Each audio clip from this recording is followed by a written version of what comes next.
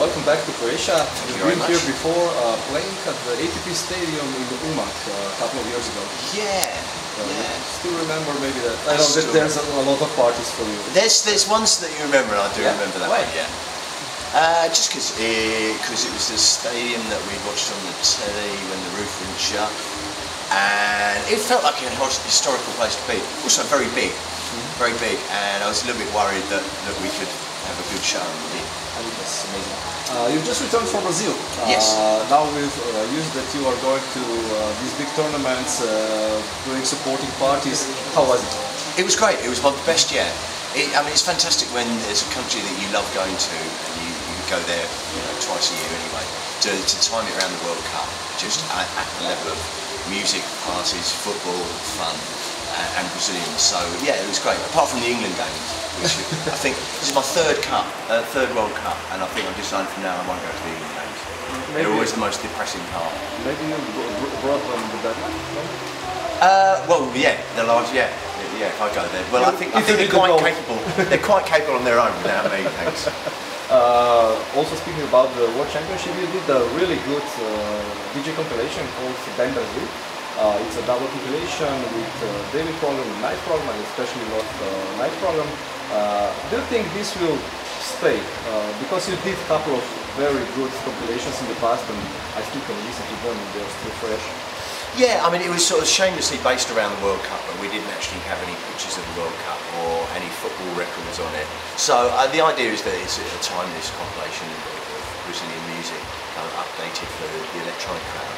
I think the thing I'm most proud about it is it went to #5 in Brazil, because it was kind of a lot of European and American DJs messing with Brazilian music, so it means a lot to me that the Brazilians liked it. One of the tracks on this compilation is Aparei, which is the single right now, also with Dimitri Vegas, like Mike and a couple of other guys. One of the things I was thinking was, how the hell did they do this? Like 6 guys? What was the process like? It was the genius of the internet. None of us actually, I know everybody concerned, but nobody was in the same room at the same time. I'd be in Brazil and I'd get the vocal recorded in Brazil, and then that would get sent to Dimitri, and then they do a bit, and then they send it to Diplo, and then they send it to me. So it was a postal internet digital process. But I guess it's still a bit harder to do this among 6 people. There were moments. I mean, the whole compiling of the album ground to a halt just when our deadline was coming up. Then Miami Winter Music Conference happened. Everybody stopped answering their emails for like 2 weeks. Everybody's just gone off the radar, and I was like, no, where are you? And I knew exactly where they were. But no, it was great fun. It's really good because a lot of the DJs are really old friends of mine, and I made some new friends like Dimmy and Mike I didn't know before. And this means you're performing at the big stage at Tomorrowland, if not this year, the next year? I've done Tomorrowland a few times before, and they remixed Eat, Sleep, Rave, Repeat last summer. So it's a reciprocal thing. I'm familiar with most of your work still from that stuff, but I've never heard. I can't remember you rapping, because you were a rapper. I was never a rapper. No. I did rap a couple of times. There is a reference in Wikipedia about you that you were kind of starter of the rapping scene, hip hop scene. I was a hip hop DJ, and I just actually met some people the other day who were the kids that I used to put on hip hop jams for under 18s, because all the kids love breakdancing, but they couldn't get into the nightclub. So we used to do like tea time things, and I met these kids who are now kind of 35 years old, and they're like, yeah, we were like 12 years old and you were the DJ who was playing the beats. But no, I was never a particularly good rapper, and I defy you to find that record. Eat, Sleep, Rave, Repeat, it's an anthem, but it's not just an anthem. I have a feeling it's like a statement of the whole generation. At what point did you know that it's kind of, the genie went out of the bottle? I think, again, it was the internet. I recorded the vocal, and then I used to drop it in my sets, and people started shouting at gigs. But it was when people started tweeting just the phrase, not, I went to a Fatboy Slima gig and this is what he said. They just would tweet it as a slogan, and that's when we thought, as this got into people's heads. I mean, it wasn't intended to be an anthem about them, it was more about me.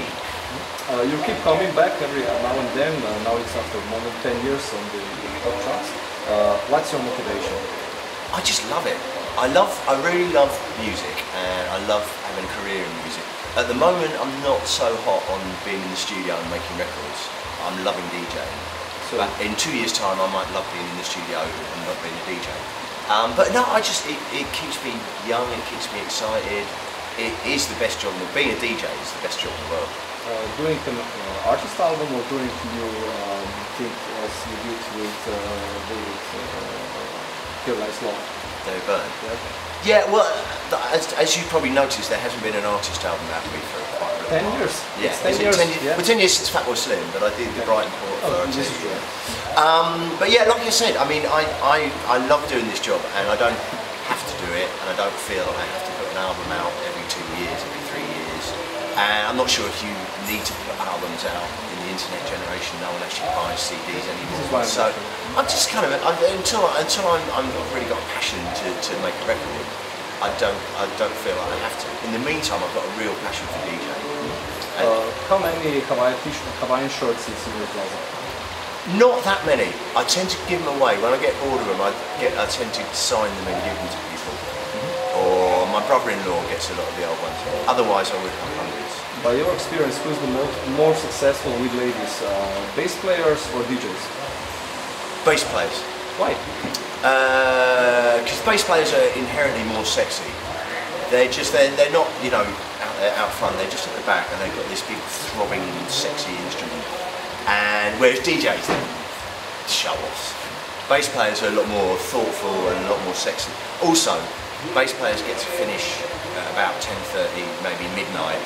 DJs, we don't finish till 5 o'clock in the morning, and all the women have gone. Normal, thank you very much, and respect for what you did. Thank you very much. Till now. Thank you.